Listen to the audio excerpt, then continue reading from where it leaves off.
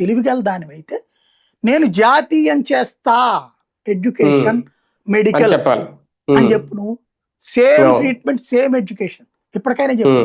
మిగతా పార్టీలు రేపు పొద్దునైనా మారుతాయేమో అట్లాగా అధికారంలోకి రావాలనుకునే పార్టీలు. నేను ఆ పాంచజన్యంలోనే దాన్ని ఏమంటారు కిక్ లేదు అంటే ఒకటి సార్, ఉచిత వైద్య విద్యం లేదంటే విద్యుత్తు, ఈ మూడు కూడా కామన్ గా ప్రతి పార్టీ చెప్పేదే. అందులో ఓకే మీరు అన్నట్టు ఏదైనా విద్యను జాతీయం చేస్తే ఏమైనా ఆలోచిస్తారేమో కానీ లేదంటే పెద్ద పట్టించుకునే పరిస్థితి లేదు. అదే కదా మెయిన్, చాలా సోర్స్ పార్టీలను బతికించేది కూడా అదే కాబట్టి ఒప్పుకోకపోవచ్చు. కానీ ఈమె చెప్పింది యువతకు ఉద్యోగాలు, అధికారంలో రాగానే మొదటి ఏడాదే 4 లక్షల ఉద్యోగాలు. ఎక్కడ పెట్టుకుంటుందో అని నాకు అర్థం కాల.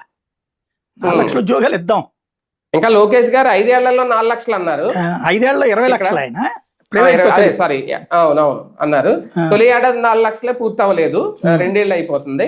ఇప్పుడు మొదటి ఏడాది 4 లక్షలు ఇస్తామని చెప్పి, అంటే ఇప్పుడు మనకి భలేవారే మీరు అధిగమించేశారు వీళ్ళు. 2 ఏళ్లలో 10 లక్షల పైన ఇచ్చేసారు ఉద్యోగాలు.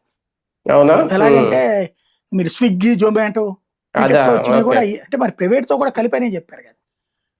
ఆ అమ్మాయి గవర్నమెంట్ ఉద్యోగాలు ఇస్తానంటుంది. ముందు ఆలు లేదు సూలు లేదు అల్లుడి పేరు సోమలింగం అని. ఇప్పుడున్న గవర్నమెంట్